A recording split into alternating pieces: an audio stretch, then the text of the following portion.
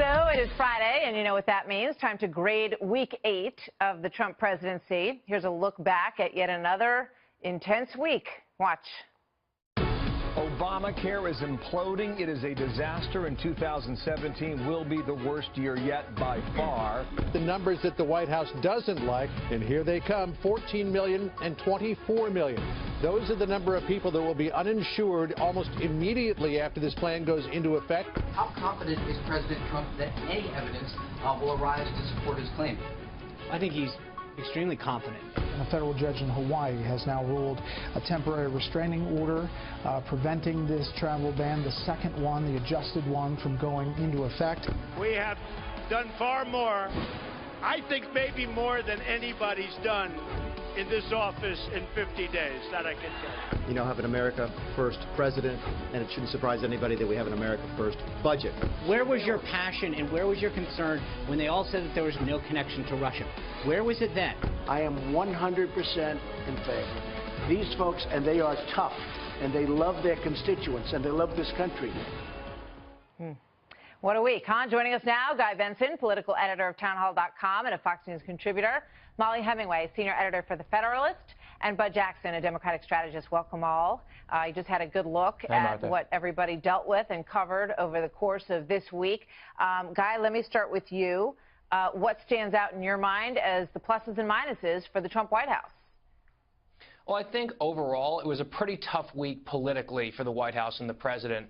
First, he got sort of slapped down by the Republican-controlled Senate Intelligence Committee and Britain's GCHQ on the unsubstantiated wiretapping claims.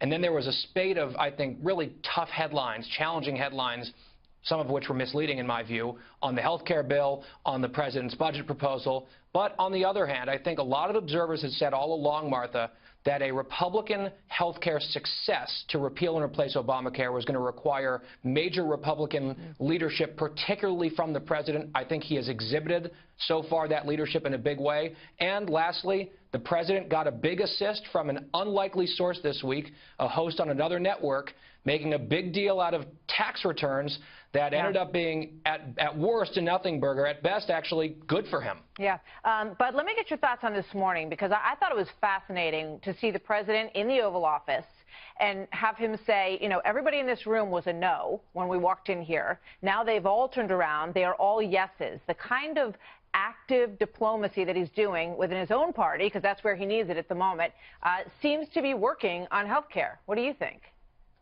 I think my understanding was a lot of those people in the office were yeses to begin with, and he can't pass Trump care with everyone in that room. He needs to expand beyond that. And without question, right now, it's not going to pass the Senate. He would be extremely lucky, even if it passes the House, and things are going to have to change for that. And I think if we're looking at what happened this week, if I were to give him a grade, it would be for working Americans and our poor people, it would have to be an F. For our more wealthy people who are getting tax cuts while poor people lose their health care under Trump care, they're going to be getting an A. So we're not, you know, with an administration populated by people from Wall Street and multimillionaires, what we're seeing so far is not unexpected. You know, it strikes me, listening to Bud, Mollie, that in the end, what's going to matter is what the American people take away from all of this. What is their actual experience with this budget? And that's going to take some time to figure out. What's their actual experience with health care? Do their premiums start to go down a little bit? Does their choice start to expand in time? Those measures are, you know, they're a long ways away. Well, apart from even the policy issues, one of the ways that Americans tend to judge a presidency is, for fairly or not, on the economy. And this was another good week for the economy. Janet Yellen, the Fed chairman, came out and said it's time for consumers to be confident. They can be confident in the economy once again. This is a really underreported issue that is a strength for President Trump and was a big part of his messaging in his campaign after years of a sluggish economy.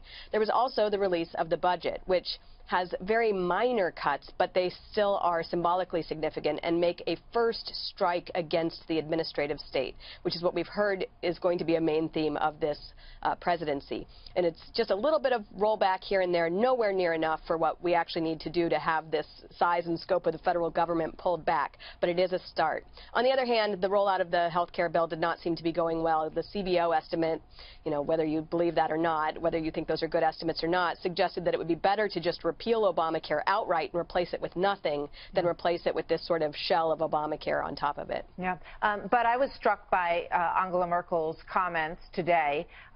She basically said, yes, you know, we've decided that we are going to pay a little bit more of our fair share. We're working towards that 2% GDP goal in Germany. And it just struck me as something that was seen as so outrageous when it was brought up on the campaign trail, and yet now it's just sort of an offhanded remark in the middle of what Angela Merkel had to say, and it's basically a done deal as far as Germany's concerned, and there will be pressure on other members of NATO to follow suit. What do you think? Well, we'll see what happens, but I also think what you're seeing is what's called diplomacy, which is something that the Trump administration is very deficient in. During the campaign, she was free to call it outrageous, but now she has to work with the administration. Of course, she's going to do the best that she can to sort of throw an olive leaf in his direction. Guy, I mean, you know, it seems to me when you put something out like that and it's met with so much admonishment and so much shock in some quarters, and granted, some of his comments about NATO, people did find shocking. Even members of his now own administration don't agree with him on this. But it's clear that the game has changed in our relationship with countries like Germany. I mean, when you look at this discussion with Angela Merkel, you get the flip side of what you got with Benjamin Netanyahu. You have a new president, you have relationships that are sort of mirror image, and they're working on them. Yeah, and you said it right. It's a new reality, and the German chancellor's remarks at the press conference reflected that. And I think overall, one of the big takeaways from that press conference was Merkel standing up there and saying, I think we've learned that it's better to talk to each other than about each other, which suggests that they had a very good, constructive conversation, which sounds to me like something other than deficient diplomacy.